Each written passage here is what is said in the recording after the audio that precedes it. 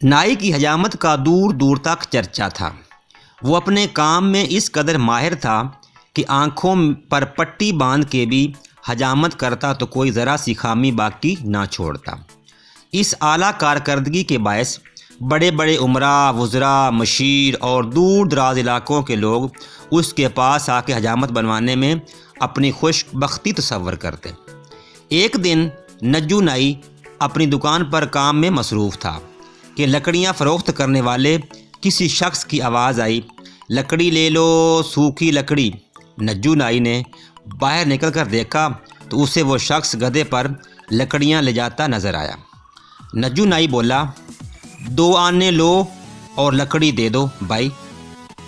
1 من لکڑی کے صرف 2 آنے؟ توبہ توبہ! لکڑی فروش منہ بنا کے جانے لگا تو نجو نائی اسے دیکھ کر کچھ سوچنے لگا۔ اے ناراض مت ہو، چلو تم ہی بتاؤ کتنے پیسے دو گے؟ نجو نائی چلایا، 4 آنے سے کم میں نہیں دوں گا بھائی، سب کی سب لکڑی۔ ہاں جی بالکل سب کی سب، 1 بھی کم نہیں۔ ہاں جی 1 بھی کم نہیں، گدھے پر لدی تمام لکڑیاں دوں گا۔ سوچ لو میاں، کہیں بعد میں سوچنا کیسا جی، یہ تو میرا روز کا دھندا ہے۔ اچھا تو چلو پھر اتارو سب لکڑی اور اپنے پیسے لو۔ ابھی لیجئے جی۔ لکڑی فروش نے گدھے سے تمام لکڑیاں اتار کے دکان کے اندر ایک طرف رکھ دی اور ہاتھ جاڑنے کے بعد قیمت طلب کی۔ ارے مال تو پورا دو جناب۔ مال پورا دیا ہے اور یہ لکڑی بھی دو۔ نجو نائی کاٹھی کی طرف اشارہ کر کے بولا، جی یہ تو لکڑی رکھنے کی کاٹھی ہے تو یہ بھی لکڑی نا جی۔ کیا جی لگا رکھی ہے؟ تم نے زبان کی تھی کہ گدھے پر لدی تمام لکڑیاں دو گے، 1 بھی کم نہیں ہوگی۔ جناب مذاق چھوڑیے، مجھے دیر ہو رہی ہے، پیسے دیجئے۔ نجو نائی نے پیسے نکالے اور گدھے کی پیٹھ سے کاٹھی اتار کر بولا، یہ لو اپنے پیسے۔ بھائی یہ ظلم مت کرو، غریب پر رحم کرو۔ لکڑی فروش نے ہاتھ باندھ گڑ گڑایا، رویا دھویا، لیکن نجو نائی نہ مانا۔ مجبور ہو کر لکڑی فروش وہاں سے چل دیا اور سیدھا قاضی صاحب کے پاس پہنچا۔ سارا واقعہ سنا کر انصاف طلب کیا، لیکن قاضی صاحب نے ڈانٹ کر بھگا دیا کیونکہ وہ خود نجو نائی کا گاہک تھا۔ لکڑی فروش کئی اہم لوگوں کے پاس گیا، لیکن نجو نائی کے گاہک ہونے کے باعث کوئی انصاف کے تقاضے پورے نہ کر سکا۔ کسی نے اسے بادشاہ سلامت کے پاس جانے کا مشورہ دیا تو دل میں امید کی آخری کرن لیے سیدھا بادشاہ سلامت کے دربار پہنچا۔ بادشاہ سلامت کو تفصیل کے ساتھ لوٹنے کی کہانی سنائی۔ نجو نائی نے اپنی عیاری کی بدولت تمہاری سادگی کا ناجائز فائدہ اٹھایا ہے۔ بادشاہ سلامت نے کہا، سودا کرنے سے قبل تمہیں محتاط ہو کر گفتگو کرنی چاہیے تھی بیوقوف۔ تو حضور ان پڑھ آدمی ہوں اس لیے جھانسے میں آ گیا۔ اب آپ ہی کچھ کیجئے تاکہ لکڑی لادنے کی کاٹھی واپس حاصل کر سکوں۔ ٹھیک ہے، اب جیسا میں کہوں گا ویسے ہی کرنا، غور سے سنو۔ بادشاہ سلامت نے ایک ترکیب سوچی اور اسے کان میں بتانے لگے۔ چند روز بعد لکڑی فروش دوبارہ نجو نائی کے پاس پہنچا۔ ہاں بھائی بولو، کیسے آنا ہوا؟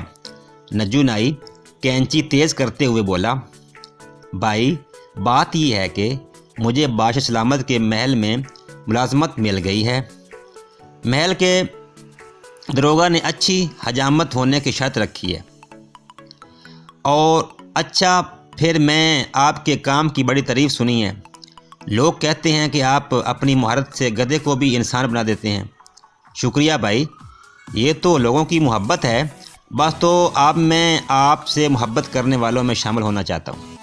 مطلب کہ حجامت بنوانا چاہتے ہو؟ جی بالکل، ایک میں ہوں اور ایک میرا ساتھی بھی ہے جو میرے ساتھ ہی محل میں کام کرے گا۔ دونوں کی حجامت کے کتنے پیسے لیں گے؟ دونوں کے 4 آنے ہوں گے۔ منظور ہے، آپ پہلے میری حجامت بنائیے، اس کے بعد میرے دوست کی باری ہوگی۔ اچھی بات ہے، نجو نائی نے لکڑی فروش کو بٹھایا اور ذرا دیر میں اس کی حجامت مکمل کر دی۔ پھر بولا، اب فٹافٹ اپنے ساتھی کو بلا لو۔ لکڑی فروش نے اسبات میں گردن ہلائی، دکان کے باہر کھڑے گدھے کو ہانک کے اندر لایا۔ لیجئے جناب، میرا ساتھی آ گیا، اس کی چمڑی نرم ہے، ذرا احتیاط کے ساتھ حجامت بنائیے گا۔ یہ کیا مذاق ہے؟ نجو نائی زور سے داڑا، میں انسان کی حجامت بناتا ہوں، حیوانوں کی نہیں۔ باہر نکالو اس گدھے کو۔ دیکھیے، یہ طے ہوا تھا کہ آپ میری اور میرے ساتھی کی حجامت بنائیں گے، زبان کا بھرم رکھیے ورنہ میں اجرت نہیں دوں گا۔ اوہ، اب بات سمجھ میں آئی۔ نجو نائی نے لکڑی خریدنے والا معاملہ یاد کرتے ہوئے کہا، انتقامی کارروائی کر رہے ہو، وہ بھی نجو نائی کے ساتھ؟ ٹھہرو تو صحیح، ابھی حجامت بناتا ہوں۔ اتنا کہہ کر نجو نائی نے چھڑی اٹھائی اور گدھے کو مار مار کے وہاں سے بھگا دیا۔ لکڑی فروش احتجاج کرتا رہا، اسے بھی نجو نائی نے دھکے دے کر باہر نکال دیا۔ لکڑی فروش دوبارہ بادشاہ سلامت کے پاس پہنچا۔ نجو نائی کی زیادتی کا احوال سن کر انہوں نے فوراً حکم دیا نجو نائی کو پیش کیا جائے۔ حکم کی دیر تھی، سپاہی نکل پڑے اور جلد ہی نجو نائی کو گرفتار کر لائے۔ بادشاہ سلامت نے اس پر غسیلی نگاہ ڈالی اور بولے، نجو، تو نے لکڑی فروش سے اس کے دوست کی حجامت کا وعدہ کیا تھا؟ جی حضور، نجو نائی نے سرخم کرتے ہوئے جواب دیا۔ زبان کی اہمیت ہوتی ہے، جانتے ہو؟ جی بالکل حضور، اس بات سے انکار نہیں۔ تو پھر تو نے جو کہا وہ کیوں نہیں کیا؟ حضور، مجھے کیا پتہ تھا کہ اس کا دوست گدھا ہوگا۔ گدھا یا انسان، تمہیں زبان کا بھرم رکھنا پڑے گا۔ اگر کاٹھی کو جلانے کی لکڑی میں شمار کر کے تو استعمال کر سکتا ہے تو گدھے کی حجامت بنانے میں کیا شرم ہے؟ کل بڑے چوک پر تم کھلے عام اس آدمی کے گدھے کی حجامت بناؤ گے اور گدھے کی کاٹھی اس کے مالک کو واپس کرو گے، یہ ہمارا حکم ہے۔ اتنا کہہ کر بادشاہ سلامت واپس محل میں چلے گئے۔ اگلے روز نجو نائی بڑے چوک پر کھلے عام گدھے کی حجامت بنا رہا تھا۔ بڑے ہنس رہے تھے، بچے تالیاں بجا رہے تھے۔ نجو نائی کی عزت خاک میں مل گئی۔ چند روز بعد شرم کے مارے وہ اس علاقے سے کہیں اور